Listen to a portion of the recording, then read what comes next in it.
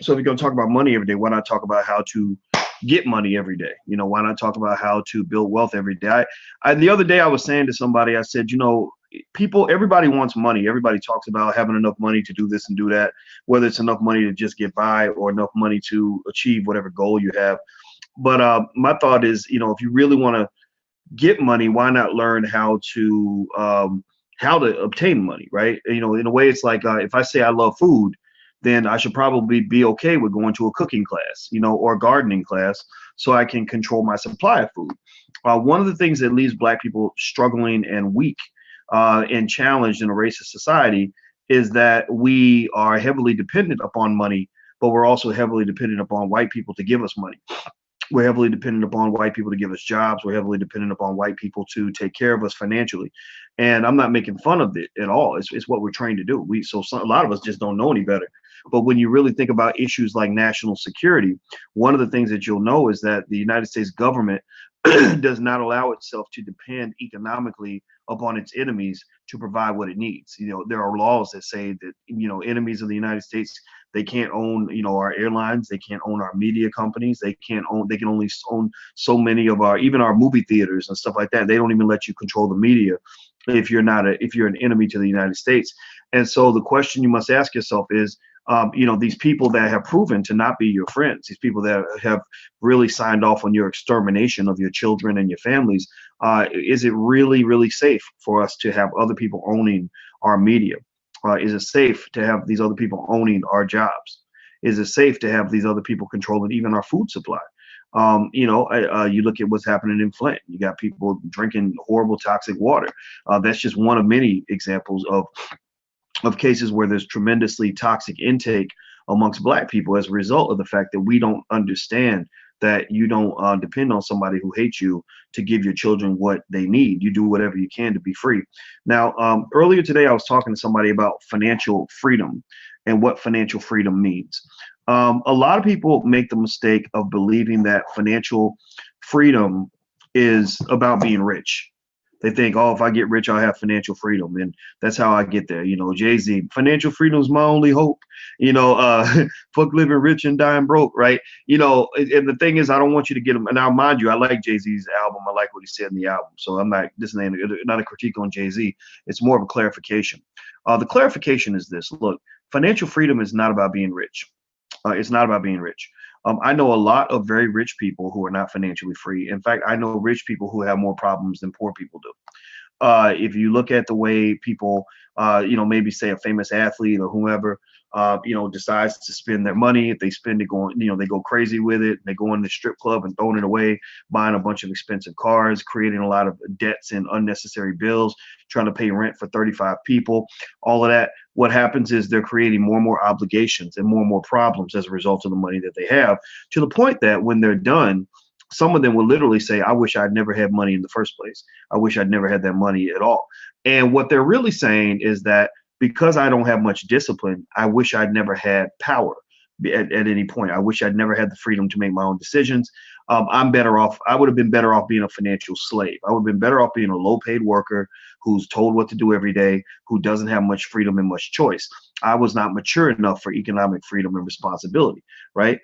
Because another person who was a little more disciplined could have taken that same wealth and done a lot of great things with it, made their life better, improved the lives of other people. Having access to any amount of money is like driving a car, and the more money you have, the bigger the car, the bigger the vehicle. If you, for example, you think about an airplane pilot who pilots the biggest jets, they have to be well trained. They have to have 30 years of experience and be very, very good at controlling something that's that big and that powerful. An astronaut who's flying, a space shuttle into outer space has to be an expert pilot, creme de la creme, because that much power means that they have to have the ability to handle that much responsibility. So a lot of people, what happens is when you see them become economic slaves, even after becoming very wealthy and all this other stuff, it's because they did not have the ability to manage that much power in a responsible fashion. So effectively, they get the big rocket ship and they crash right into the wall because nobody ever took the time to teach them how to be a good pilot. So where do you learn to become a pilot when it comes to wealth, or having economic opportunity? Well, you learn those piloting skills typically at home. You don't learn them at school. You don't learn them in college very often. So where else is your child going to learn how to manage money in a responsible way? They're supposed to learn it from you. And if you don't teach them, then what you've done is you felt fallen slightly short of your responsibility to make sure that you have children that know, A, the importance of achieving economic freedom, and B, how to handle economic power when they obtain it. But that even digs to a deeper point. Economic freedom and economic power are not always the same thing. There are lots of people who are economically free who are not necessarily economically powerful. What does that mean? Well, economic freedom a lot of times comes down to not depending on people that don't have your best interests at heart when it comes to paying your bills. You know, the ability to cuss anybody out. I called it FU money when I was on the Breakfast Club, and for some reason everyone thought that was really funny, and I didn't. I was like, what's so funny about it? But you know, I said, okay, well, let's run with it. FU, what is FU money? That means that anybody that you work with, if you don't have the ability to cuss your boss out and still know that you'll be able to pay your bills, then you don't have FU money. FU money means that you could cuss out anybody in your life right now if they make you mad, and you're gonna still be all right. Believe me, I cuss out probably about one. I cuss out about one person every week, and I do it comfortably, and I sleep well because I know that I'm not beholden to anybody. It doesn't matter if you're white, black, or anything. If you're disrespectful to what we're trying to do, disrespectful to black folks, disrespectful to the business, then yeah. If I mean, believe me, Dr. Boyce is a nice guy, but I will cuss you out if you don't come correct or you come disrespectful. So anyway, not that I'm encouraging anybody to go cuss people out, and I don't want to come off as ratchet, but I mean, we're human, right? Everybody's human, and y'all hear me cuss all the time. So what I would just generally say is that, you know, when you think about what financial freedom means, it's really a lack of dependence upon other people in order to maintain your financial situation. So if you have a job that you hate and someone says, well, why don't you just quit? Why don't you don't like the job? Why would you get up and go do a job that you don't like? And you say, oh, it's because of the money. I need the money. Then you're not financially free. That's a form of financial slavery. That means you're financially stuck. Now, let me say this to everybody. Those who are in the Black Business School, or those who are not in the Black Business School, you know, take a look at some of the stuff that we have. We have great programs, especially for children and adults as well. You can go to blackfinancialliteracy.com. That's blackfinancialliteracy.com to look at the children's program, the Black Franchise Program, the program on how to start your own business. We have a lot of really good stuff. The Black Stock Market Program. Most of them have a 30-day free trial if you're not in a program yet. So maybe pick one, join it, you know, share it with your spouse or your family, and let's make financial literacy and financial conversation a regular part of the discussion. I'm a believer in, I don't even know if they call it the Socratic method of teaching or what, but I call it my old school method of teaching. You know, I learned a lot from grown-ups who just talk to me, you know, who just talk to me about stuff and explain it and tell me the truth about it. You know, I didn't always learn as well when I had structured definitions to memorize and all that. I like to hear stories. I like to hear stories about, you know, real life things that are going to, you know, make a difference in my life. And so a lot of times I just say, hey, come on in, let's have a Black Wealth conversation, talk about your life. Let's talk about where you are, where you're trying to go. Let's talk about your dreams. Let's talk about the things that are getting in the way of you becoming what you want to be. Let's talk about what's going on in our community. You know, wealth building is the new civil rights movement. Wealth building is more impactful and more important than the civil rights movement. Well, in fact, the civil rights movement it was a great effort at the time based on what it was. But the truth of the matter is that the civil rights movement got in the way of the more important rights movement, the economic rights movement. So when you had Black people that became very beholden to the Democratic Party and to the liberals in order to achieve any sort of political power, that what that did was that diluted their economic power. So what I want you to pay close attention to is when you listen to either the Democrats talk or any of their Black surrogates, because they got a few of them. Some of them are on CNN. Some of them are, you know, in, you know, the Congressional Black Caucus, stuff like that. Pay very close attention to how often they repetitively, like parakeets, keep talking to you about voting rights. They're trying to take your voting rights. They're trying to take your voting rights. Okay, I know that, man. I know they're trying to take my voting rights. Now tell me something else that's going to make a difference in my life. The reason they talk a lot about voting rights is because they have marching orders. Their marching orders are, We don't really give a damn about black people. Just make sure those niggas show up and vote. Just make sure the niggas show up and vote so that we can stay in power, and then we'll keep promising you things that we're never going to deliver on. And the reason we're comfortable doing that is because we know that you have no options, you have no leverage in the negotiation. So pay attention. I mean, again, don't trust me, don't believe me unless you trust me like that. If you trust me, then that's cool. But really, I encourage you not to trust me. I encourage you to go do your research. I encourage you to go ask yourself honestly by yourself. Don't even tell me what your answer is. Ask yourself, how much have black people benefited as a community as a result of putting, one Democrat after another into office? How much? Now, I'm not trying to say that the Republicans will be better. That's very limited thinking to think that the Republicans are your only alternative. I don't believe in that, any of that. But I want to ask you, how much has the black community benefited from consistently putting Democrats in office and loyally voting for the Democrats?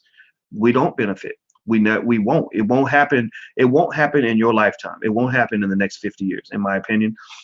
We have to have an economic plan. That's it. We have to have an economic plan.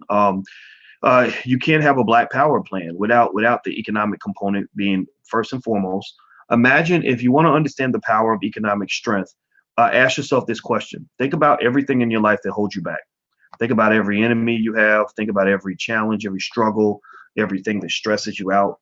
Think about that boss that you want to punch in the face every time you go to work. Think about the cousins that get on your nerves. Think about just things that worry you. And imagine how differently your life would be if you had $1 million in the bank, just $1 million liquid dollars in cash right now that you could go withdraw to do whatever you want. What would you do differently in your life if you had $1 million in the bank? What would you do?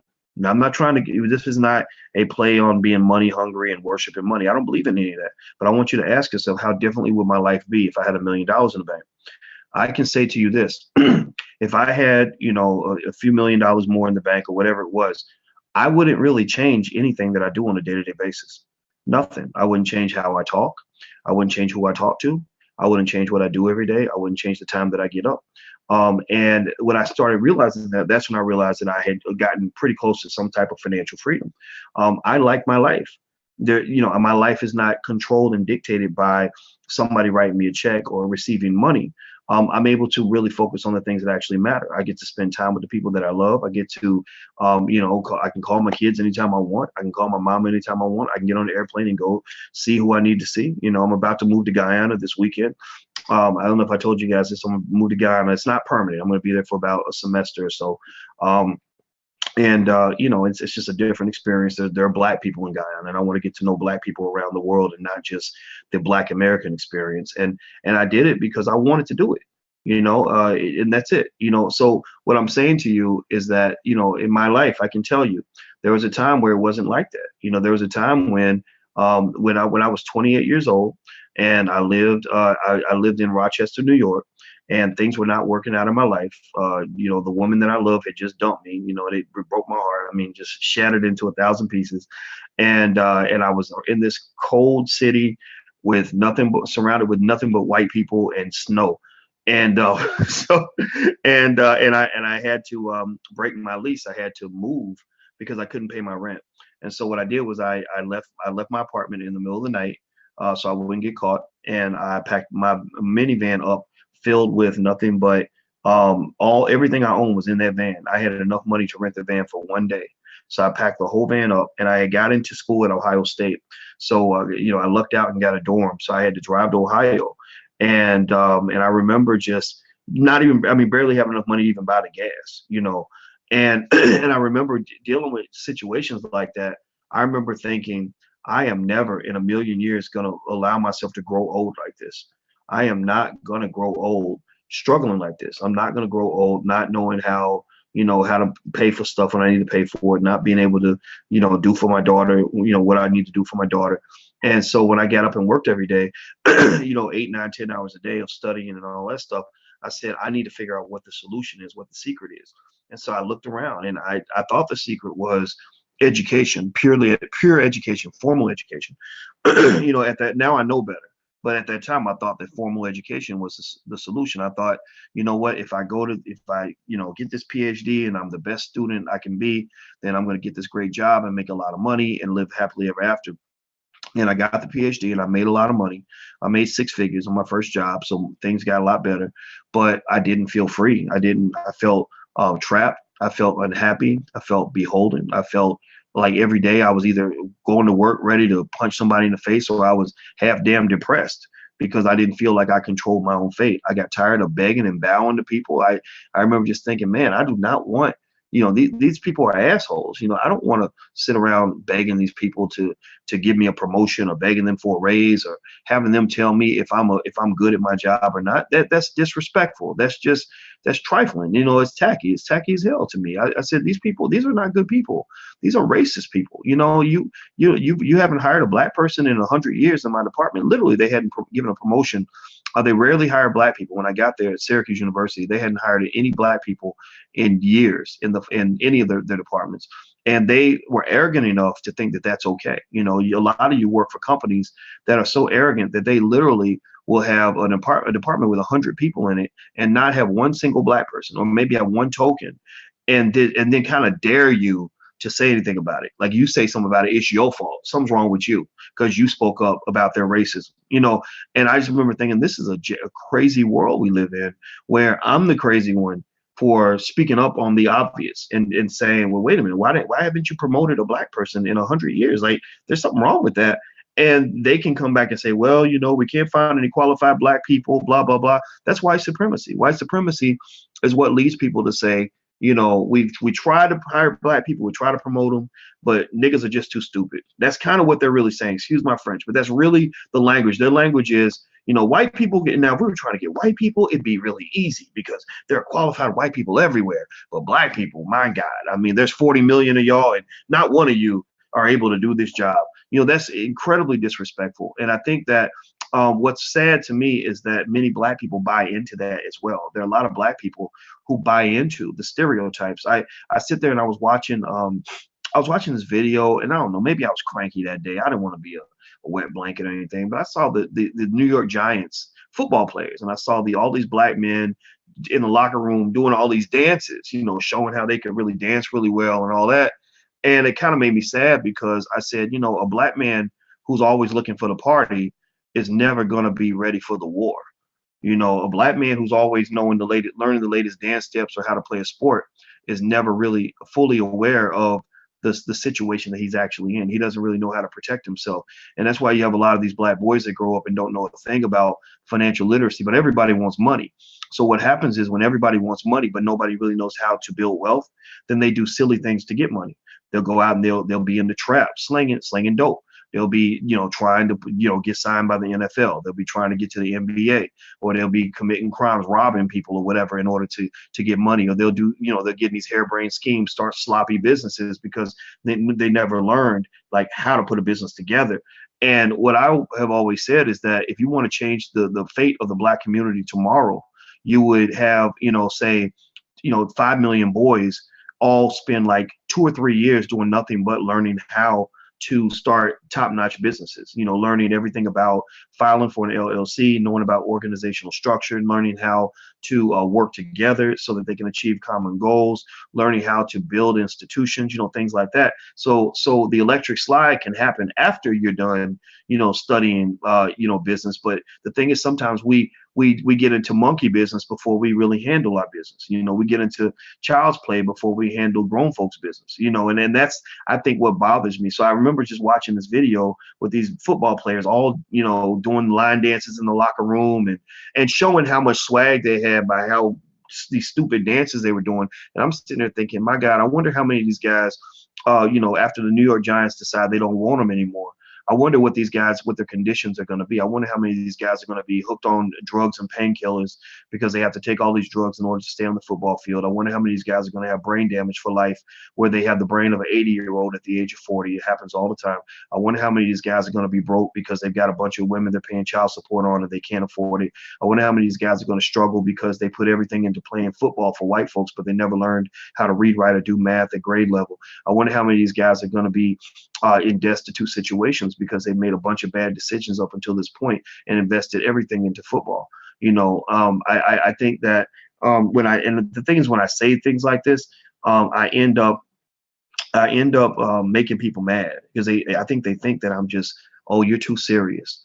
I don't think I'm too serious. I just get serious before everybody else does. So what happens is everybody gets serious. Like when a black man gets shot by the police, suddenly everybody's serious.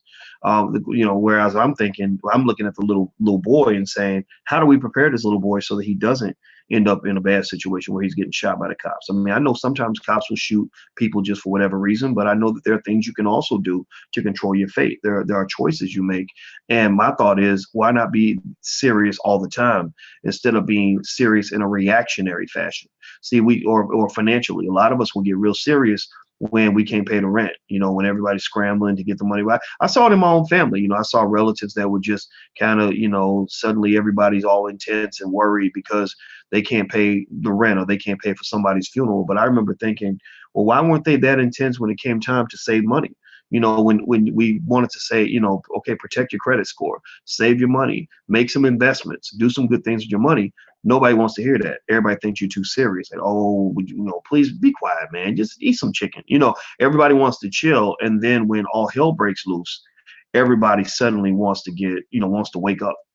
So a lot of so-called woke and conscious black people, a lot of them didn't really wake up until they started knowing about bad things that were happening. But I mean, I could tell you, I could go back 20, 25 years, and you have people constantly. You have people in the conscious community and elsewhere who have been screaming about all the struggles of black people for the last 25, 30, 40 years.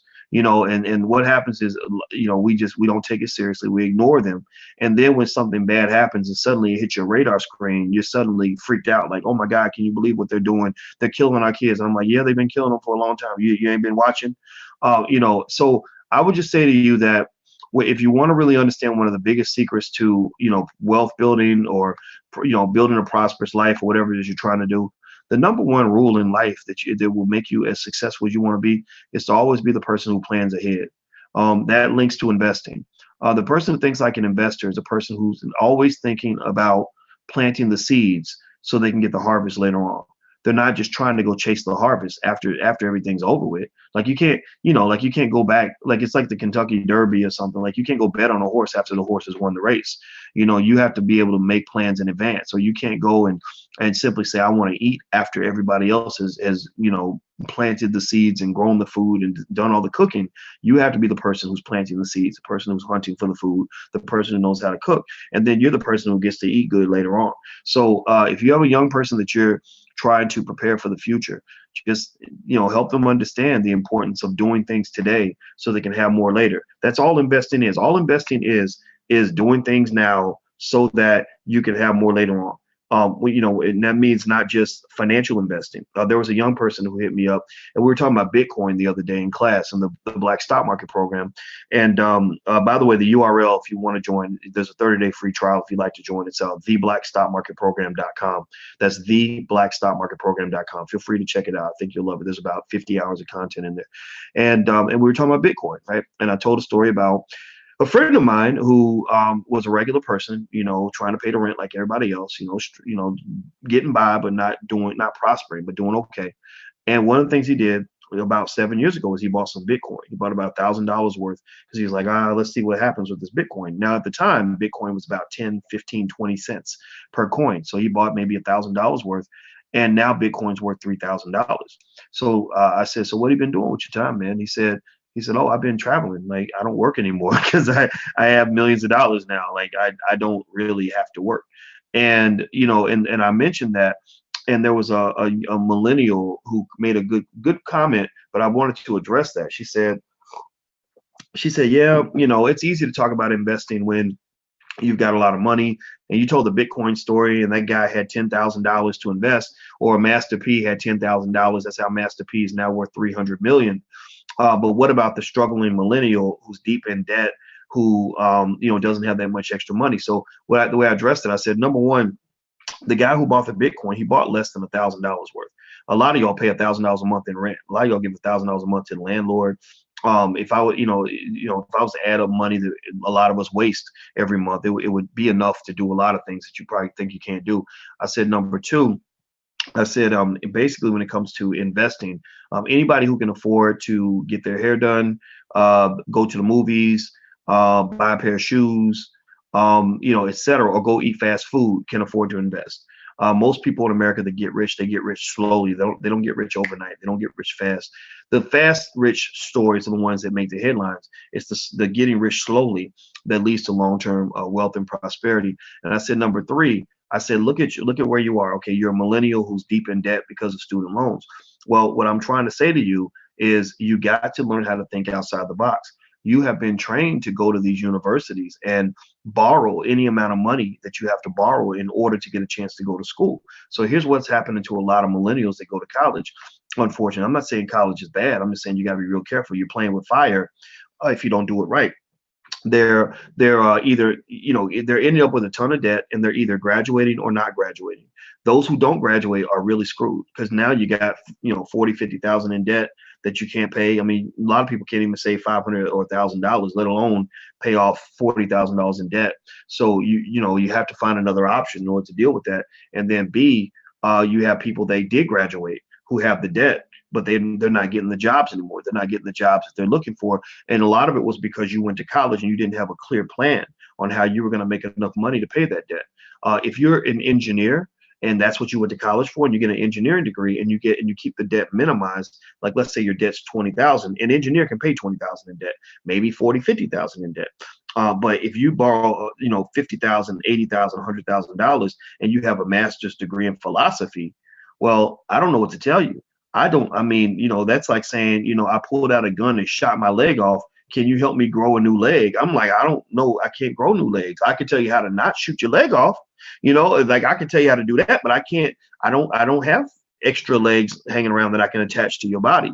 And so what I would just generally say, the only thing I can say in terms of a Hail Mary pass, if I'm a young person and I'm buried in debt and I don't know how I'm gonna get out of debt, you got two choices. You can either be like a lot of my friends who are 45, 50 years old, still paying off student loan debt. Now, they got their debt in the 90s, back when the cost of college was reasonable. When it was like, you might go and spend, 15,000 a year, something like that. They're still paying off the debt now from the 90s. Now, the people who get their debt now, it's insane. You're now paying 3, 4 times more than your parents paid to go to college. And it's not fair to you.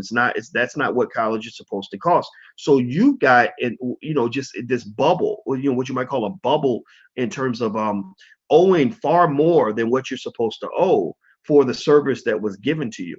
That was why we created the Black Business School, because I said I taught on college campuses for 24 years. I've taught a lot of schools, Ohio State University, University of Kentucky, Indiana University. I know how state schools operate. I know how private schools operate. And I said, you know what? I can get some of my professor friends, and we can give people just as good, or if not a better, education for just a few dollars a month. Because what they're doing at these universities is downright insane and criminal. And so, long story short, the only Hail Mary pass you could throw now, if you're deep in debt or whatever, is you gotta learn entrepreneurship. You gotta find a way to get involved in some sort of business venture that'll give you a chance to have a quick economic come up. Because I don't know how a person who's making $20 an hour is gonna pay off 80,000 in debt. I can't. I'm a good mathematician. I can't do that much math.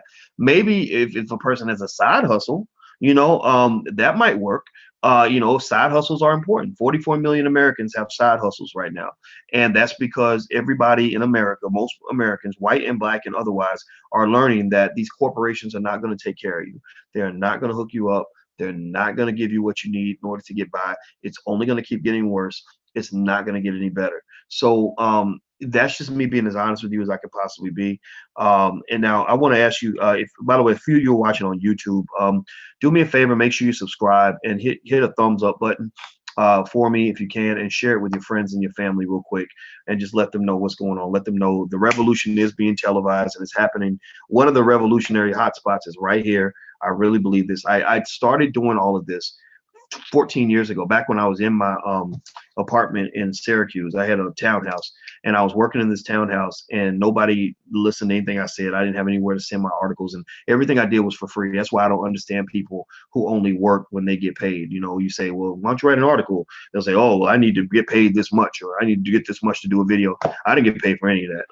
I wrote thousands of articles and did not get a penny from anybody because I wanted people to hear the message. I wanted people to know who I was. And I remember thinking, I said, you know what Black people need is we need need a mass movement of financial literacy. And I truly believe that everything that you're seeing happening now, when you see rappers rapping about financial freedom and wealth building, Jay-Z's album, I believe it started right here. I really do. Not to say I did it. I don't care about taking credit for that, but I'm gonna tell you, I believe that they're hearing the message because it's common sense. This is not a rocket science kind of concept. This is not an elaborate, complex set of ideas. This is common sense. Common sense says that if you are black and you live in a country that is this racist and has been historically racist, that you can only expect that they're going to continue to be racist in the future. You cannot expect anything other than for white people to keep being white and for America to keep being America and for oppression to continue to be oppression. So the issue that we have is that somehow we get misled into thinking we could try the same old strategies and get different results. We think that we can still line up and punch a time clock, for some bigot and think that somehow it's going to lead to a different outcome or different treatment. So a lot of times, when I see people's frustrations and people getting mad, it's like that Bill Murray movie, Groundhog Day. Anybody ever watch that movie where the guy, it's all about a guy who literally lives the same day over and over and over again. And that's how I end up feeling is I'm sitting there thinking, of course, white people don't like you. What, you're mad about that? Like you don't get you think that did you think that they did? Yeah, of course corporations are oppressive. They've been oppressive for about 300 years. Did you know this? Did you? Oh, you're just finding out. Okay, I get it. Yeah, of course, if you spend all your money, you're gonna end up broke. Yeah, absolutely. Yeah, student loan debt sucks, and if you go and you overspend to go to college, that's gonna get you. And I'm sitting there feeling bad because I think that what we do is we do ourselves a disservice, and we do a disservice to our children because we don't have honest conversations with them. If you want to know why I cuss sometimes, it's because I don't think profanity should matter when I'm telling the truth. When it's time to really have a real conversation, there's no curse word that can come out of my mouth that is more hurtful than the pain of dealing with racism and white supremacy. There's nothing I can say that's going to hurt my kids' feelings more than the way white folks are going to treat them if they get out here and they're vulnerable. So, what I would say is if you have children, what I encourage you to do is, number one, have regular conversations with your children about all of this, about how America works, about freedom and independence, economic freedom and independence. If you like hip hop, listen to the Jay-Z album and talk about some of those concepts. I think Jay-Z did a good job with this album. I've been hard on Jay-Z in the past. I'm not going to be hard on him about this. Farrakhan supports it. I support it too. But deeper than that, you could talk about some of the systematic issues, like the fact that we lose because so many of our boys are being driven to basketball and football and hip hop as their pathway to economic success. That's not going to work for you. Most rappers, I know a lot of very famous rappers. I've been, perhaps incorrectly, but I've been given credit for creating, or helping to, make Young M.A., the rapper Young M.A. famous. She literally has said on several interviews, if you go Google it. It's not me saying it. She said it. She says that because I put her on my Facebook page, that's when people found out who she was. It wasn't me that did it. It was really her talent. She's a very good rapper. But, I know a lot of famous rappers. I know a lot of famous people. And I can tell you that much of what you see, those flashy lights, it ain't what you think it is. It's a damn lie. It's a damn lie. So a lot of these people have horrible lives. They, these guys, they think they're doing good because all the girls like them. Next thing you know, they got 50 STDs and 10 babies mamas, and they're 45 years old still trying to get a record deal. A lot of the rappers, they pretend to have money so they can get money, but really they're broke. You look at a lot of athletes, most athletes I know never ever get a chance to play professional sports, not once ever. But they all give everything to try to get there because that's what's marketed to you and your child when they're little. So I was talking to a little black boy the other day, and I said to him, I said he was 12, and I said, so what do you do? I said, what are your extracurricular activities? And I think his mama and somebody else said, yeah, he's big, he should play football. I said, yeah, football's nice. I said, okay, it's cool to play football. I said, but John McEnroe, who was a great tennis player, said, and I agree with him. He said that if black kids started playing tennis as much as they play football and basketball, he said they would just take over the sport. And I said, so maybe you can pick a sport that's not stereotypical. Everybody ain't got to be on the basketball team. Everybody ain't got to be on the football team. Everybody can't be on the basketball team.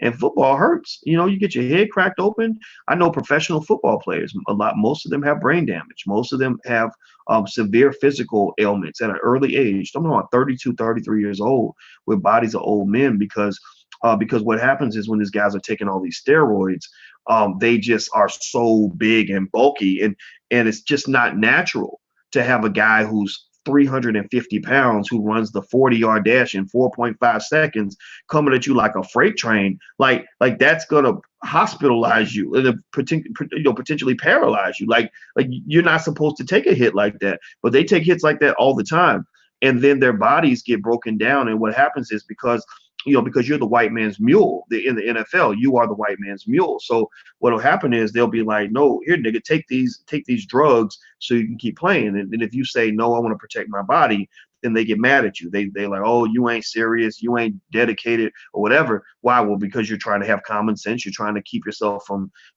breaking your brain into little pieces. Well, they don't care about that. So they give you all these painkillers and anti-inflammatories that destroy your kidneys. They destroy the parts of your body, and a lot of the guys end up being drug addicts because they have to take so many drugs to stay on the field. Well, why do they have to take so many drugs to stay on the field? Well, it's because a lot of them don't have any other options. They never took the time to learn how to how to start businesses or how to be interested in something other than sports. So football is literally everything. That's their whole life. So basically they do anything they can to stay on the field, and because they're very desperate. And then what happens is they still get cut anyway. So you're 24 years old, you're cut from the team, the money ain't coming in no more, you don't have any other skill, your body's broken down, and then a little bit later you're gonna start having brain damage, and it just becomes a big damn mess. So my belief is that I think not just I support Colin Kaepernick, and I've told you guys I'm boycotting the NFL. I'm not having a Super Bowl party. I'm not going to attend a Super Bowl party. But generally speaking, I think black people have to really walk our sons away from football as their pathway to success. And it's hard to say that as a man because a lot of men get mad because I grew up as a football fan. I mean, look, I'm kind of a, like a stocky guy. I was always a fast runner, and I could do football stuff. I was faster than I raced the fastest guys on the football team in high school, and I beat them all, and I had like muscles, so they were really recruiting me to be on the football team. But at that time, my problem at that time was I just didn't have the attention span. I couldn't learn all those damn plays, and I didn't want to sit out in the hot sun all day with a big old helmet and shoulder pads. I was like, let me find something else to do. So I ran track instead, which was his own form of torture. But when I look back on that, though, I'm so glad that I didn't get sucked into that. Sometimes having tremendous athletic ability is as much of a curse as it is a blessing, because it forces you or leads you to the wrong conclusions. It can lead a guy to invest his everything into something that's not going to give him anything back. So black men give their lives to the sport of football, and the sport of football don't give you nothing back. You see what they're doing to Kaepernick right now, with the black ball and everything else. And so the fact is that it's a big plantation. They don't love you. They don't care nothing about you. So I would say that, black men have to be sort of diverted. We have to really help them understand the importance of having multiple skill sets, not judging yourself based on, what kind of athlete you are or how well you dance or how good you rap or how much swag you have, but judging yourself based on your intellect. How smart are you? How many books do you read? That's what a man does. A man who reads books is typically better off than a man who doesn't read books. A man who doesn't read books is usually a fucking idiot. Excuse my French. He tries to be the head of the household, and he ends up making a bunch of dumb decisions, which makes the woman not even respect you. Your kids look at you like you're crazy. Your life falls apart. You don't even know why. When all the information that you needed to make good decisions in your life was in a book. It's on your cell phone. You can get like an app like Kindle and read all kinds of books for very low price or whatever.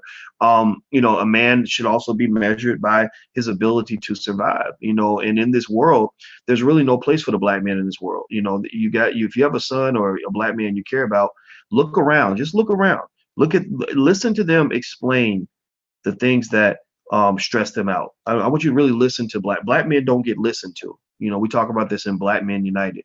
By the way, if you are a Black man and you want to join Black Men United, you can join for free. Write down the URL. It's blackmenunited.net. That's blackmenunited.net, not .com. It's .net. So if you're a Black man and you want to be a part of our organization, please feel free to join. You'll get a lot of resources and support in your quest as a Black man. We're trying to unify Black men because nobody really looks out for Black men, and if we don't do it, nobody will. So anyway, nobody really listens to Black men, but I think if you really listen, like, let them talk about, the things that stress them out, the things that worry them, the things that bother them. And what you're going to find is that a lot of times, this is why I think, when I go to all the cities, usually the people that are most likely to come up to me are young Black men between the ages of 25 and 35. And I think that the reason they come up is because they don't have anybody else that's out here telling them the truth.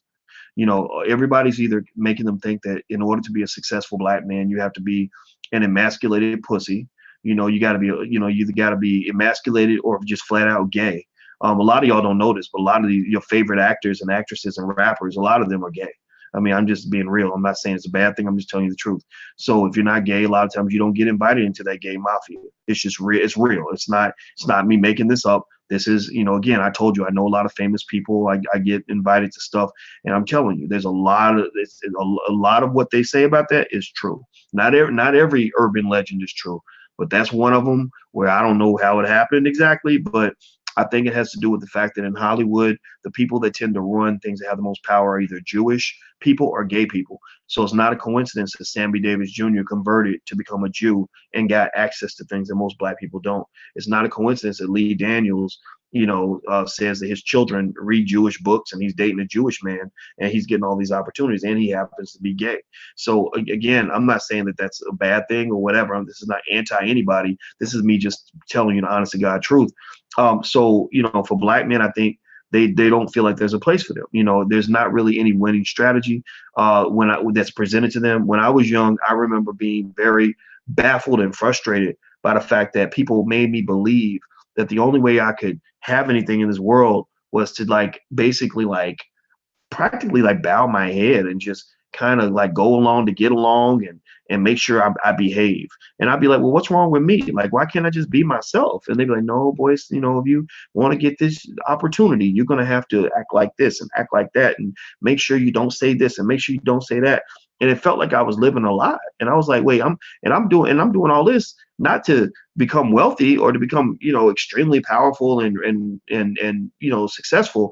I'm doing this just to get a job, just to get a job, just to get a job and keep it, or just to get an opportunity. And it didn't make any sense to me. It just seemed like I said, wait a minute, this is not working, and so what I realized, it was almost like driving through a traffic jam, where you're in the traffic jam and you're stop and go, stop and go, stop and go. The fastest you can go is 20 miles an hour. And you feel like that's the only way to get to your destination. And then it was almost like the light bulb came up where I was like, wait a minute, I don't have to be on this highway. I can drive off the freeway and go out, into the woods. And it's a little risky. I don't know what's going to happen, but it might give me a better shot to get to the front of the line. And that's what I did. I just drove off the freeway. And when you drive off the freeway and you go off the beaten path, everybody kind of tells you that you're crazy. Everybody tells you that it ain't gonna work. Everybody tells you that. Everybody's like, what are you doing? You lose a lot of friends when you do that. When I started becoming more outspoken as a professor, I lost most of my Black PhD friends. Didn't like me because they thought I was crazy. And maybe I was, maybe they're right. But now those same people brag to their students that they know you, so I just kind of like, well, whatever, maybe they just were too scared at the time. But, long story short, I stopped letting the world tell me what was right. And I started listening to myself. I started looking at the evidence and the information. So that's why sometimes when I'm talking to you guys, I'll say, no, I know that's popular, but that's stupid. It's because I have a lot of confidence in listening to myself. Not because I think I'm always right, but because I believe I have a valid point of view. So I don't care if everybody's doing it. I don't care if everybody says it's the right approach. I'll be like, no, this is dumb. What are you talking whether it's, you think about politics, for example. People ask me about the NAACP, and I'm like, yeah, there are some people in the NAACP that do good work. I know, people in Atlanta, for example. I know the people in the Atlanta NAACP, they seem to really care about Black folks. But I'm like, at a national level, I have not seen anything that they've really done nationally that's really been to the benefit of Black people. I see them being beholden to the people that are paying their bills, and as a result, they're effectively politically neutered. But maybe there's evidence to the contrary of that, but that's not what I'm seeing, right? And so ultimately, what I encourage you to do is, if you're Black, you really have to get your own view of the world and not allow media and what's popular to make you think something is what it is not. Like, for example, a lot of times people that are like conscious and woke Black people, they do a lot of yapping. There's a whole lot of yapping about, like they get mad and they will, like, they think they can like hashtag white supremacy to death. Like, I'm gonna get on Twitter and Instagram and I'm gonna make jokes and memes about people, and it's gonna somehow change the fact that I'm Black and that racism is real and that I don't have any power. And I just sit there and I look at that and I'm like, I mean, a hashtag might make you feel good, but it's not really, you're not really doing anything. Like, the people that you're actually throwing darts at, they're not feeling the darts. They don't care. They don't care if you make fun of them on Twitter. It's like, what are you actually doing? And so when I really break it down, when I thought about achieving freedom in my own life, getting out of my own situation, and then freedom for the community, my only conclusion was, if we really embrace, economic intelligence, on a mass scale, in the same way we embrace, athletic intelligence, entertainment intelligence, etc., then we could really flip this game on its head. We have over 1.1 trillion in spending power. We don't necessarily think a whole lot about how to divert that spending power. It's going to take time, but I believe that, buying Black, supporting Black businesses, is critical. The education system, looking at facts, the education system has done nothing good for Black children, on a mass scale anyway. So we have to have systems to educate our own kids, which we can. Parents can educate their own kids at home. You have Google. Google's good enough to educate your kids. You can look up anything you want. We have to find a way to not sort of focus on just trying to go get jobs working for white people. Like, the question is, how do we have economic strength without it always coming down to white people need to be nicer to us? Because they're not going to do it. So if they're not going to do it, but you keep asking for it, then what are you doing other than wasting your life and spinning your wheels? What else are you doing other than sitting there and frustrating yourself, adding, what they call ad infinitum, like to frustrating yourself to death, and constantly begging for something that just isn't going to happen. So I think that, we have to look for unique solutions. I think economics is an important part of that. I think that as a parent, even if you don't understand economics, a couple of things I've seen parents do. Number one, I know a lot of parents who bring their children, maybe to some of our live streams, and they check some of that stuff out. Of course, we have our programs in the Black Business School. We have 42,000 students in the Black Business School. I think that's bigger than most HBCUs. And so you can feel free to check out some of the stuff there. Go to blackfinancialliteracy.com if you want to look at a program. Most of them have like the first month free, stuff like that. I see parents that will also just talk to their kids and they'll say things like, make sure that you own your own business. Even if you work for somebody else, make sure you own your own business. Make sure that you invest in the stock market. When I go on shopping sprees, I like to spend money. Whenever I want to spend a lot of money, I spend money buying stock. Because that scratches my itch, it quenches my thirst to spend. And the difference is that if I spend money buying stock, it's almost like when I get hungry. Like when I still pig out, but before, when I was fatter, I would pig out and I would eat, like candy bars and just stuff that would make me fat, cheeseburgers or whatever. Now I pig out, but I'll eat like fruits and vegetables and salad. So it's the same effect no matter what I'm eating, whether I'm eating healthy food or unhealthy food. So the same thing is true with spending and where you put your money. You have unhealthy spending and you have healthy spending. Unhealthy spending is when you just buy stuff. You're just buying like clothes and going out to eat. And, Kevin Hart's comedy show came to town, so you spend $100 going to that or whatever. But then there's like intelligent spending where you just say, okay, I'm going to still spend my money, but I'm going to have my money put into assets that I own. Over time, again, a lot of Black people could have been millionaires with Bitcoin. I mean, myself included. I'm mad that I missed the Bitcoin surge. People were telling me about Bitcoin back when Bitcoin was only $400, per coin. And I swear, I look back at them and I say, oh my God, I could have easily if I'd taken just 5% of the money I was blowing on other stuff, I could have bought into Bitcoin and had hundreds of thousands of more dollars, by now, right? Now, again, I was investing in the stock market, but I didn't really look at Bitcoin because I just thought, well, that cryptocurrency stuff, I'm not spending money on that. So my point to all of you is out of the box thinking is what's going to get you ahead. And I know I went on for a little bit, and I hope that it was worthwhile. I hope that what I've talked about is helpful to you. I just had a lot on my mind, as I'm getting ready to make this move to Guyana. If you know anybody who lives in Georgetown, Guyana, please feel free to send their information over to me. My email address, it's voice@voicewatkins.com. That's my personal email, voice@voicewatkins.com.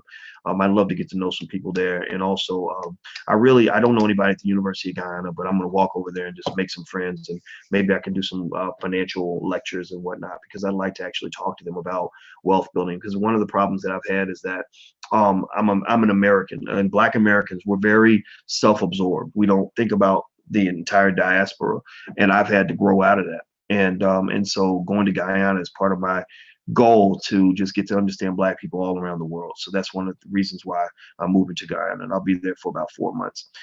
All right, so let me for the students who are in class, first of all, I want to remind you, everybody who's here, make sure that you subscribe. If you're watching, a couple of you are watching on YouTube and Twitter. If you're on Twitter, share it to your Twitter feed if you don't mind. If you're on YouTube, make sure you subscribe.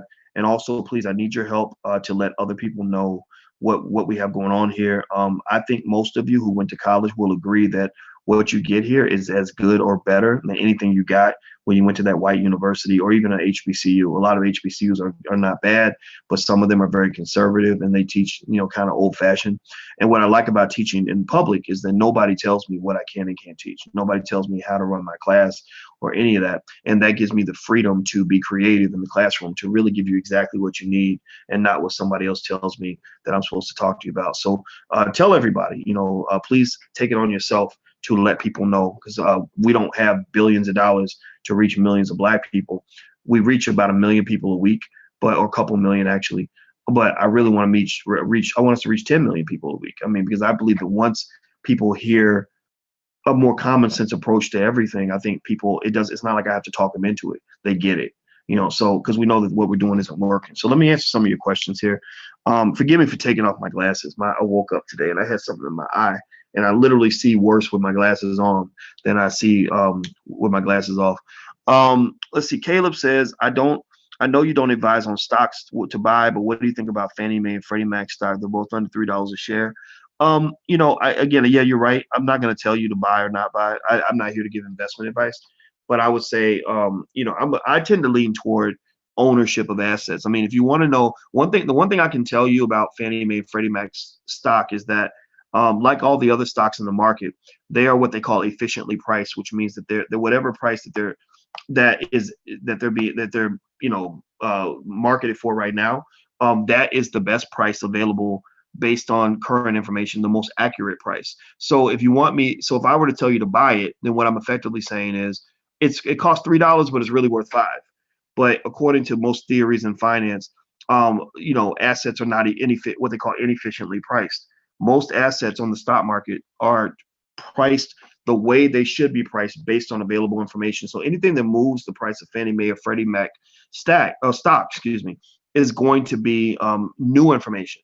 And no one knows the future. So no one knows what that new information is going to be, except for what they call insiders in the company. An insider might know a little bit more, but it's also illegal to engage in insider trading. So insiders can't take advantage of their information disadvantage in order to buy based on information that's not available to the public. So basically, long story short, what the Securities and Exchange Commission does is they work to develop a level playing field so that everybody's operating with the same information. So as soon as new information comes out, it's going to move the price because everyone's going to see the new information. They're going to incorporate that into the price, and it's going to change the price of the stock. So if you like it and you think it fits your portfolio, then why not buy some shares? That way you have some ownership in something. Okay, let's see. Lewis says, hey, Dr. Boyce, my employer matches my 401k up to 5%. I currently do the 5%, but can contribute up to 10%. Should I do the max? Yeah, I think you should max it out. Tax deferred investing is the best kind of investing. If you have a matching program on your job, you should take advantage of it because that's free money. Free money is always the best money. A big part of the reason that we don't get what we want economically as a community is because we pass up a lot of free money, a lot of free opportunities to build wealth. just where you spend your money, versus simply putting a little bit into a stock portfolio over a long period of time. That right there has probably cost most of us thousands of dollars over the last few years. Or even if you, like, for example, if you buy Jordans, why not buy some Nike stock to go with your Jordans? Every time you buy a pair of Jordans, just buy some Nike stock. If you'd done that consistently over the last 20 years, then you'd have hundreds of thousands of dollars in the stock market, or close to it. You'd have a lot of money in the stock market. Let me say that.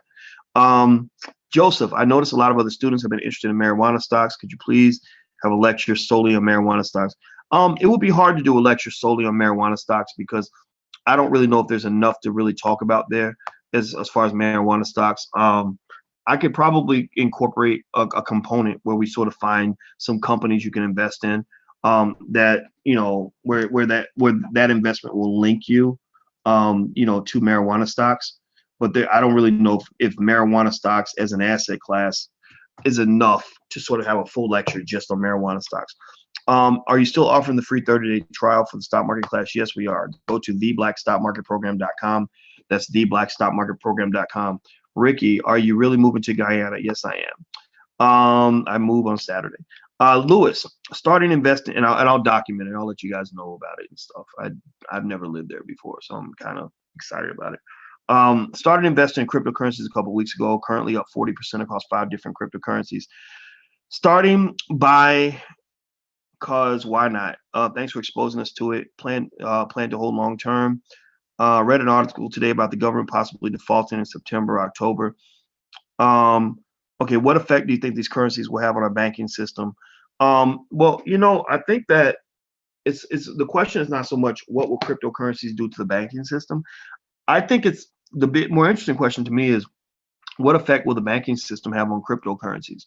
I will argue that if the federal government was to ever default on its debt, or if we would ever go to war with North Korea, it wouldn't surprise me if cryptocurrencies took off for the same reason gold would take off. Because I think that, when you have any kind of instability in the federal government in terms of their ability to pay their debts, that can cause money to move. And a lot of times the prices of assets go up, not just because the inherent value has increased, but because of what you might consider to be like a type of economic flooding, where somebody simply said, like, for example, if all of China, decided, we're not going to own U.S. Treasury bills anymore. We're going to move our money over to, U.S. real estate. Well, then suddenly the price of real estate would go up because everybody would want to be buying more houses and buildings and everything, right? So I think that if you see a crack in the armor of the U.S. government's ability to pay its debt, that's going to have a huge impact on a lot of investing around the world, and cryptocurrencies will be one of them. And now I don't know about the government defaulting possibly in September. I don't think that's going to happen. But when it does happen, which I believe it will at some point, I believe it's going to start at the city level and the state level and then get to the national level. Like, for example, right now, Illinois is in bad economic shape. If you live in the state of Illinois and you have a pension coming, don't assume that money's going to be there, because they can't. The government, the state government is dysfunctional like the federal government. They can't get along. There's a question about whether or not they can actually meet their pension obligations, and this is happening all throughout the world or the country. This isn't just Illinois. You go to Pennsylvania, you have similar problems, especially in Philadelphia. So I think that eventually it's going to not be at the state level anymore. I believe it's going to go up to the federal level, and that's when it's going to be a real problem. Because to this point, if you watch Game of Thrones, to this point, the federal government has been like the Lannisters. They say the Lannisters always pay their debts. That's an important statement, because when you are known for always paying your debts, your interest rates are lower. People charge you less interest because they see you as a good investment. But eventually, the federal government won't pay a debt. And that's really going to be big news when it happens, because what that does is that undermines, most of the financial theories that we learned when I was in graduate school, because we always lived under the assumption that U.S. government debt was entirely risk-free. Well, when that debt becomes risky, then it suddenly changes so much in terms of how assets are valued, how stock markets operate and act, where capital flows, all of that. If you're on Instagram, just know it's about to end in 1 second. But what I'm going to do is, after it ends in 30 seconds, I'm going to go and just hit the restart button. So just stay right there and I'll come right back. Let's see. Are you going to speak on moving out of the country, Quintados?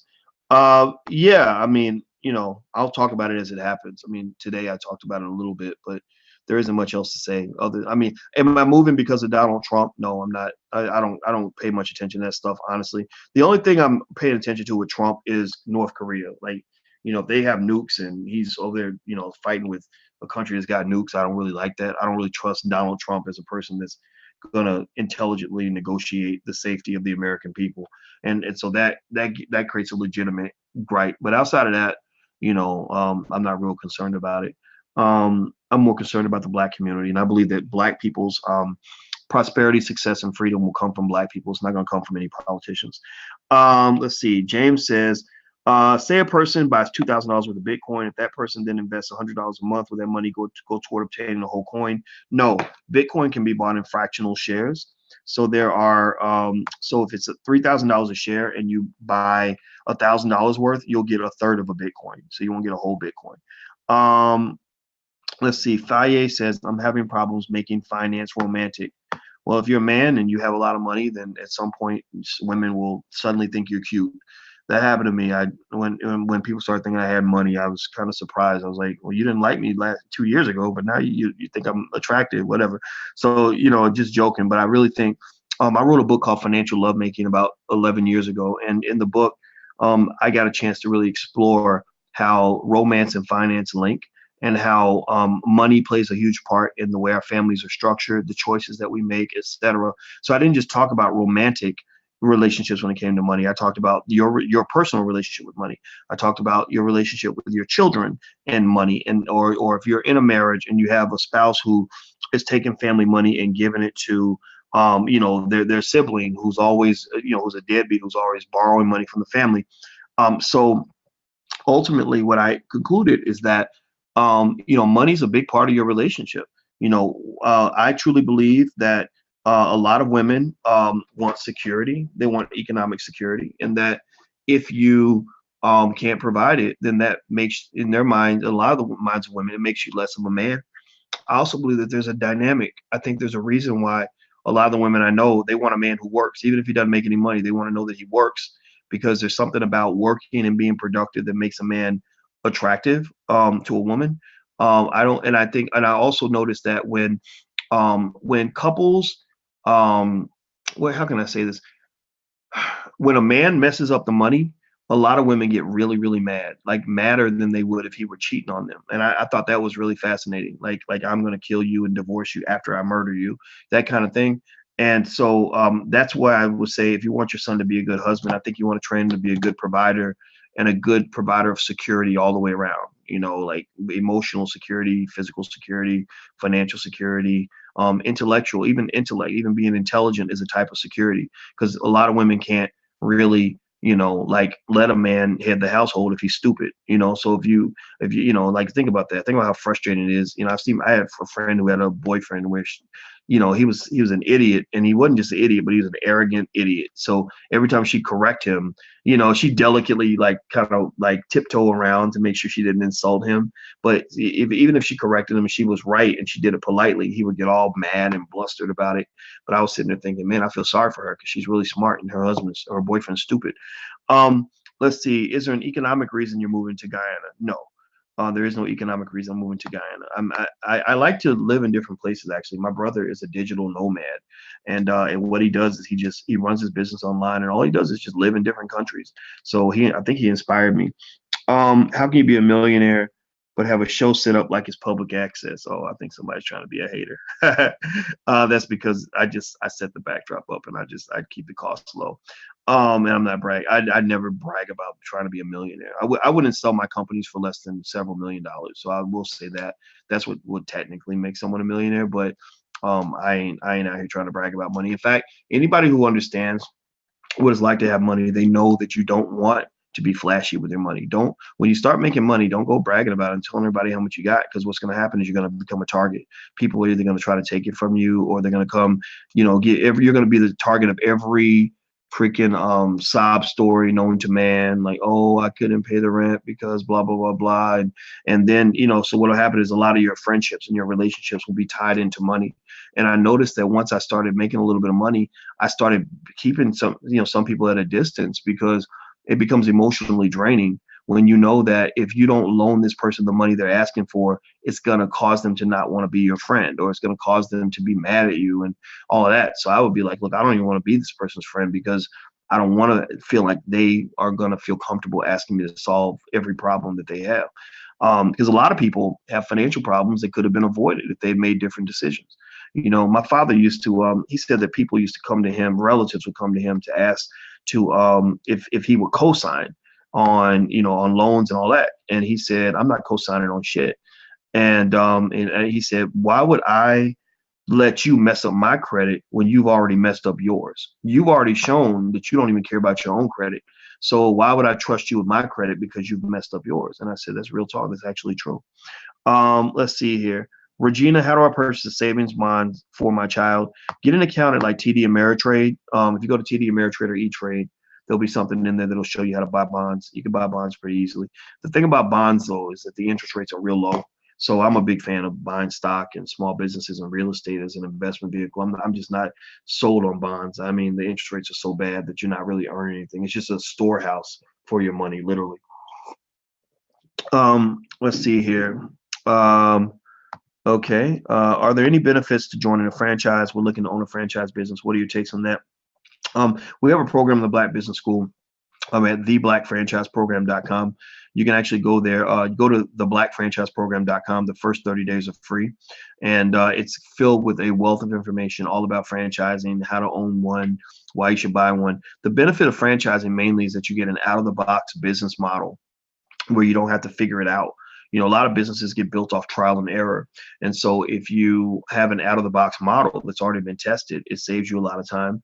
So if let's say you're a corporate person, you got plenty of money, but you don't have any time, a franchise might be a good way to go.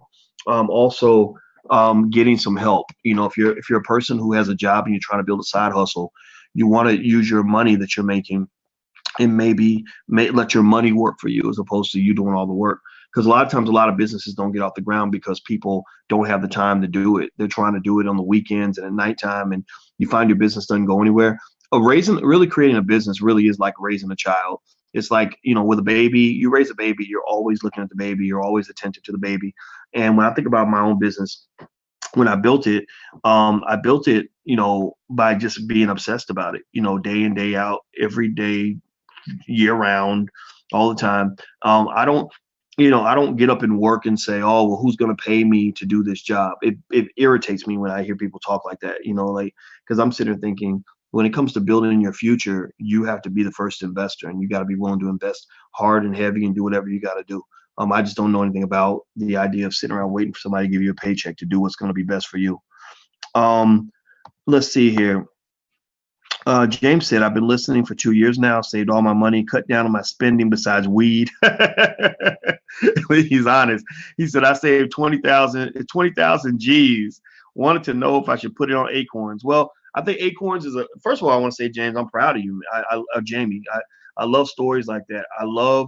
In fact, feel free to always, message me with stories like that, because that's what gives me fuel. Like, I need my rocket fuel. My fuel is when I hear somebody tell me they changed their life because of something that I did, that's what really adds the value to everything that we're doing.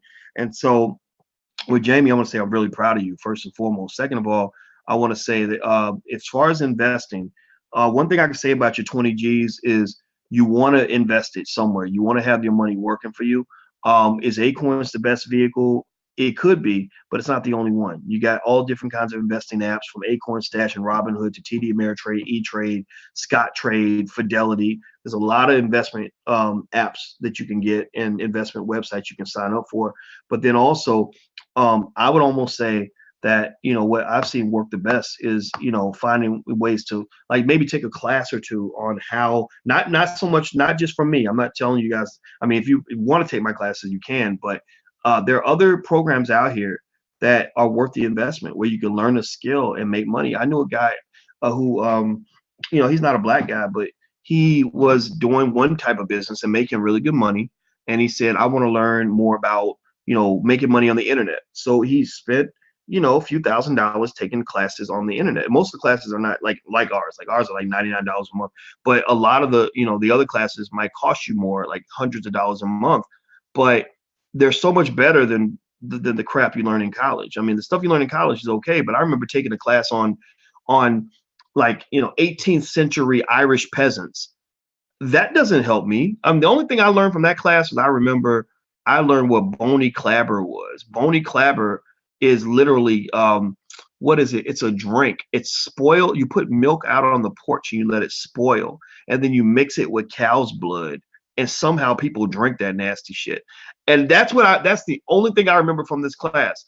And when I consider the fact that people spend hundreds, if not thousands of dollars taking classes like that, that just kind of tells you that, sometimes you can't just do what everybody says to do or what everybody else is doing. You got to sort of look at it like this. Look, um, if everybody's doing a certain thing and most of those people end up in a bad situation, why would you copy their behavior? Why would you do what they're doing without expecting to end up in the same bad situation? Why not look at people who end up in the place you want to be and do whatever you got to do to learn the game from those people, learn the secret from those people. If I want to be in the NBA and I want to figure out how to win a championship, I want to go talk to Michael Jordan or LeBron James or whatever, or Steph Curry, so I can learn the little things that most people don't know about winning a championship. So the same thing is true about winning championships when it comes to life and wealth and everything else. There are rich people all throughout America. There are thousands and thousands and thousands of millionaires. So when you're figuring out what your next move is going to be, why aren't you learning from the millionaires? Do you have books, like maybe books like The Millionaire Next Door, so you can learn how millionaires think? I'm gonna tell you this: when you start thinking like a future millionaire, you're not gonna think like everybody else. You're not, because most people don't get to become millionaires. So you're gonna be weird. People are gonna think you're maybe too intense. They're gonna think that you're going with the wrong strategy. Maybe you take too many chances. Maybe you're spending time on unpopular stuff. Everybody else is going to say, hey, girl, let's get together and watch Scandal on Thursday. You're going to be like, no, I got this other thing I got to do. So they're going to think you're being antisocial, whatever. It's going to happen. You're not going to fit in.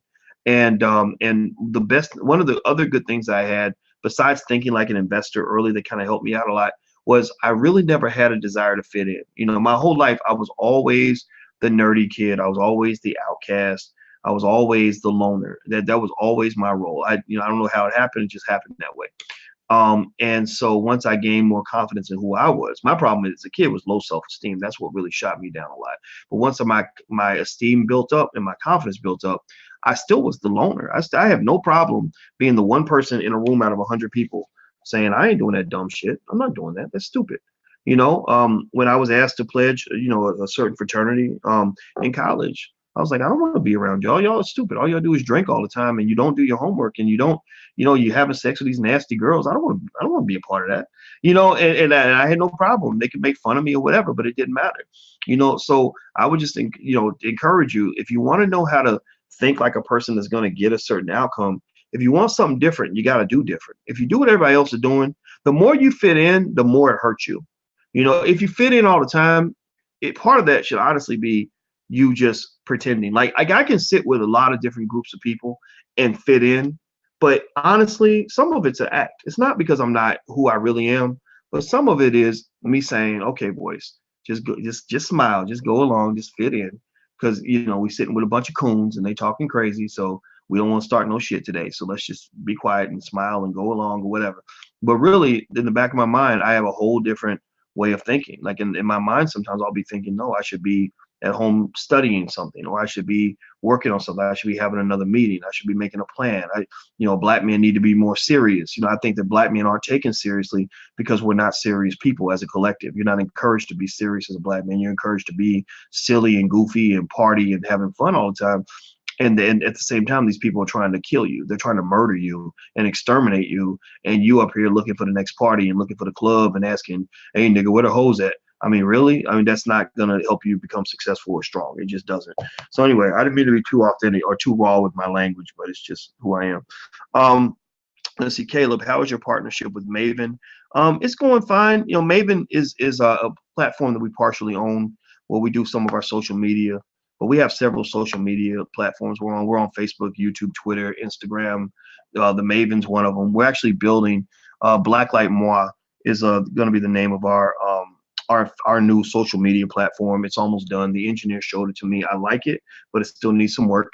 And we're also going to try to see if we can develop a black version of YouTube. And so we're working on all of that. So Maven is one of many partnerships. The reason we do a lot of partnerships is because we know that by being black and outspoken and, and intelligent or whatever it is that we are, it puts you in danger. Somebody's always trying to take you down. Somebody's always trying to destroy you. And it's not just white people. Sometimes it's black people that just hate you for whatever reason. Now, I don't know if it could be jealousy. It could just be because you're saying something different. So you have to kind of be ready. The only constant in business is change. Change is the only constant. So if you're doing business, you got to always be ready to make your next move. You got to always assume that when times are good over here, they may get bad, at any moment. So you store your nuts for the winter. You position yourself in strategic ways. Black boys, especially, and girls too, when they're children, your children should play chess. If your children play chess, they learn strategy. So teach them strategy. Chess and mathematics are two things that give them the ability to know strategy. Yolanda says Jay-Z got the memo. Yeah, he got some kind of memo. He's changed his tune. Maybe it's the real Jay-Z finally coming out. Who knows? Anonymous, let's see. What would you consider being an appropriate age to start our children becoming financially literate? I believe the age of -10. That means that 10 years before they're born, you start investing for the child. The more time you have, the more of a head start you can get. When they're babies, you just start talking to them about financial literacy, maybe at the age of 3, and they won't understand what you're talking about. But just think about it like church. Like if I ask you, when's the first time your grandma took you to church? And you don't remember the first time she took you to church. She just wants you to be raised next to the Lord. She wants you to be raised in the faith, right? So that it's so deep in your subconscious that you don't even know where it came from. You can't even spot the origins of when you began to think in a specific way. Just like you look at your mother or your father, do you really remember the first time you met your mother? No, you don't. Right. Because it's deeply buried in terms of who you are. It's a part of your DNA. So I think that financial literacy should be the same way with kids. I think you can start with very basic lessons. As you know, we have a great program if you're interested on blackmillionairesoftomorrow.com. You can check it out there if you want. We have kids as young as 4 or 5 years old in that program, and as old as 45. There are a lot of people who go through the lessons that we do with kids, and they're adults and they're learning a lot of things they didn't learn when they were kids. But there are other programs out there as well. There are books out there. We have our financial flashcards. If you want to check those out, you can go to financialflashcards.com. That's financialflashcards.com. There are lots of different ways you can talk about wealth. I also encourage you to not just think of it as like formal training. Okay, we're going to sit down and I'm going to teach you this. Just, in your conversations, basic conversations, like you talk about money. You say, well, if you're smart, you'll save your money, because people who save their money tend to have more money than people who don't save. Or if you're smart, you learn how to start a business, because people who own businesses, they get to be the boss. Everybody who has a job, if you're talking around a child and you're talking to one of your friends who's an adult, you might say, yeah, well, everybody's got to have a side hustle. You don't never want to get all your money from one place. So even if you got a job, you got to have a side hustle. And kids tend to listen. They eavesdrop. So I believe that when they're eavesdropping, they're going to pick up little things from you that you don't even know that they're picking up. Because believe me, when you're sitting there watching, Love and Hip Hop and Scandal and whatever, like they're paying attention to that too. That's how they learn a lot of their habits, is from their parents. Brandon says, Dr. Boyce, thank you for what you're doing for the Black community. You're welcome. I have a question. I was recently laid off my job, but I have a few $1,000s I want to invest. What advice would you give someone in my situation? Side note, I no longer want to rely on a job to provide for me and my family. Well, if you have money saved, I would say that if you don't have a job and don't have any other sources of income, I don't know where your wife is and all that stuff. But I would encourage you to be really cautious and careful and conservative. When you build a business, you want to aim for the free stuff first. When I'm teaching students how to start businesses, I tell them, like, don't jump out there and go invest a whole bunch of money when you don't know what you're going to need. You don't know what's going to actually be your engine. You don't know what's actually going to make money for you. So don't go out and start, making it rain, because what's going to happen is those contractors are going to eat off you. That when you're a business owner, you have contractors that just eat off you like you're a carcass, and everybody gets their little money, and you end up looking crazy, when all your money's gone. I just recently, I had a conversation with somebody who worked at a company where they raised a lot of money. You know, you'll hear about this a lot. You'll read stories where they'll talk about some black person who got $10 million in venture capital funding, and we celebrate that. The article goes viral. We're like, oh, this is so great. He got $10 million for his business. Hit the brakes. It ain't always a good thing to get that kind of money for your business. Um, a lot of times, if the deal is not a good deal, it can be the worst thing to ever happen to you in your life. Why? Well, because, and this is all documented through a lot of economic research as well. There's basically a lot of evidence to show that companies that get too much money invested too early end up wasting a lot of the money because you don't even know where the sweet spot is. You don't even know exactly how you're going to make your money or where you're going to end up, you know, succeeding and versus failing. So what my friend was telling me about was he said, yeah, I work with so and so, and he was really good at raising money, but he wasn't that good at running the business. So he raised, you know, around the $5 million, and he said it was great. He said we all got paid good salaries and everybody made good money. All the contractors got a chance to make a lot of money. And then he went out and raised another 10 million. So he ended up raising a total maybe $30 million. But he had a company where the revenue was like maybe about 8 million, but the 8 million in revenue was mostly unprofitable. They were making 8 million in revenue, but they were losing money every year. But the thing was, they didn't worry about it because they had so much money to burn because they had raised 30 million in capital.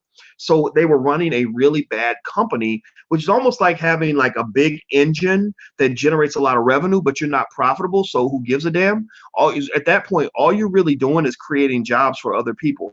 You're not really truly building wealth because you haven't figured out how to make a profit yet. So eventually they ended up realizing, like, wait a minute, we have all this debt and we can't make these interest payments, and we have to make $400,000 a month just to make the interest payments and just to pay all the salaries for all the people that we have. And so he said, in hindsight, it would have been better for us to run a leaner company with a lot less debt that was, marginally profitable, because that would have actually meant we're making progress. So I don't know if that makes any sense, but the person who ran the business, it was actually a business where they did news, like online news and content. So they were driving all this traffic, but the majority of their traffic came because they were running so many ads and they were spending all their money on advertising to bring all this traffic. But there should be a point where the business is able to sustain itself without you making such a massive investment. So my point in all that is to say that, the best thing you can do sometimes with a business is to say, how much of this can I do without investing anything? It doesn't cost you much of anything to learn and to understand the landscape and to do research. It doesn't cost you a whole lot. In fact, in our branding program and when I'm teaching in the 48-hour business school, I talk a lot about techniques that are used, and that involve like the MVP model, minimum viable product, where you launch the smallest, lowest cost product you can, so you can at least find out if it's going to work. And then if it doesn't work, then you can save your money. You get rid of it and you move on, and it doesn't cost you a whole lot. But people will invest thousands of dollars and do this gigantic launch for this thing that they think is going to take over the world, and then they end up losing everything and they have to go back to the plantation. So with you, if you've got some extra money, to my friend who just asked this question, hold on to that money. A big part of wealth building is what they call capital preservation. Banks are big on that. That's why banks are so conservative. Banks don't loan money. You can come with the best idea in the world, they ain't gonna give you no money. They want collateral. They need complete total assurance that you are absolutely, positively, without question, going to pay them back. They don't want to hear like, oh, I'll pay you back if it works out. No, no, no, no. They need to know for sure. They're like, okay, we don't care about your dream. We don't care about your business. We don't care about how great your idea is. We need to know for sure that if all hell breaks loose and the house burns down, we can still walk in there and get most of our money back. And that's because the number one rule for banks, the number one thing on their mind is protecting and preserving their capital. You must hold the line, before you can try to expand. Think about Rome. The Roman Empire fell apart because Rome was so busy trying to conquer new lands that they didn't protect their territory at home. So a lot of times you have people that are so busy trying to become a millionaire that they don't even get to be a thousandaire anymore because all the money that they had is now gone. So you preserve what you got.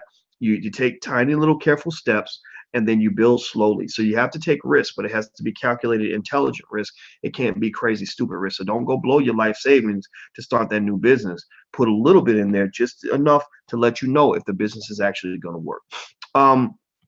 Do this for me too. If you're on YouTube, do me a favor, make sure you subscribe, make sure you share.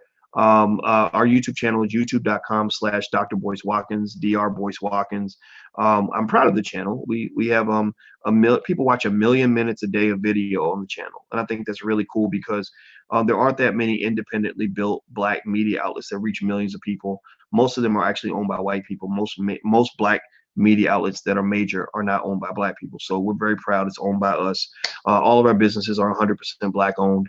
And so we appreciate your support, and we hope that you'll tell people about it.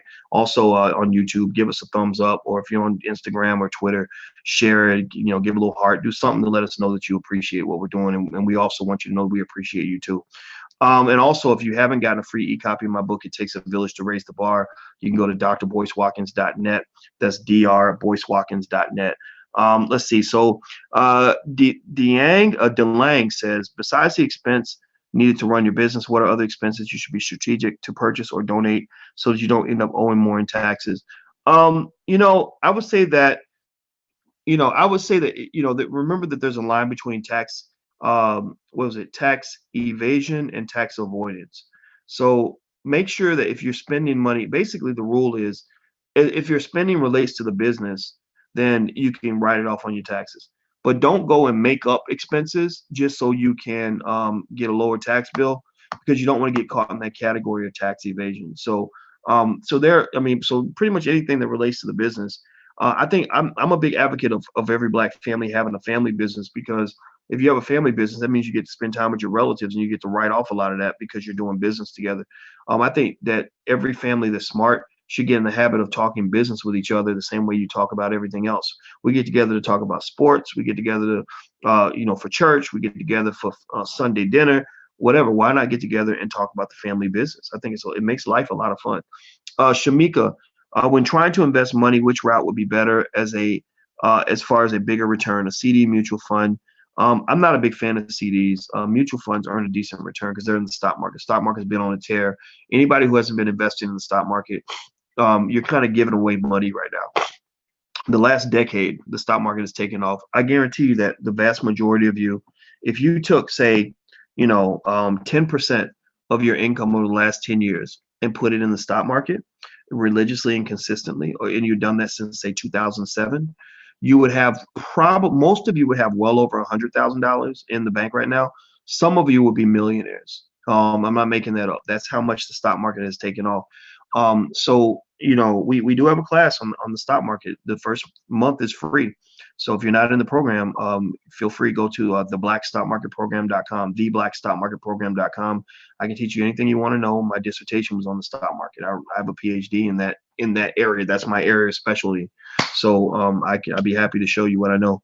Rosalind, my 8-year-old son has a few $100s in a savings account, is really wanting to start investing. What would you suggest even before he completes your program? Well, good for him. Yeah, I think what I would do is you can get custodial accounts like a TD Ameritrade. You can set up an account that's in his name that you control. That's one way to start investing. I have kids that I've advised to get apps. I just sit there with them and I say, here, download Stash, Acorn or Robinhood. And they, with their mom or something, they're able to do that. So they start doing that. Kids like that. When kids start investing, they start seeing money that they can make without working, and it's far more than what they get in allowance. It makes them economically grown very, very fast. I mean, we're actually putting together a program for kids on how to build detailed side hustles. And it's been really interesting to kind of research that and put that together, because we now are hearing from kids who make more money than their parents. If a child figures it out early, if they figure out how to make money in an efficient way early, it changes them for the next 60 years. It changes them for the rest of their life. Also, it really reshapes the view of the entire family. Everybody in the family sees it different. It's bigger than like having somebody in your family, get to the NBA or whatever. That rarely happens, and who cares? We have 1 million basketball players. That's nice, But when you see a kid really at 12 years old making $30,000 a month, it changes people's perspective, because they start to realize how much money there is out here.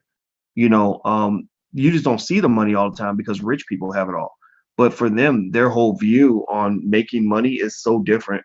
I talked to a guy just the other day, and he was talking about making millions of dollars like the same way somebody might talk about finding out the location of a Burger King.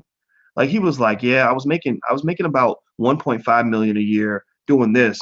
So then I went and I got retrained on how to do something else. And now in this business, we're doing okay. We're bringing about 15 million a year. I mean, he said it just like that. I swear to God. And this guy was a 33-year-old Asian man, who just got raised in a different environment. He got raised with a different perspective.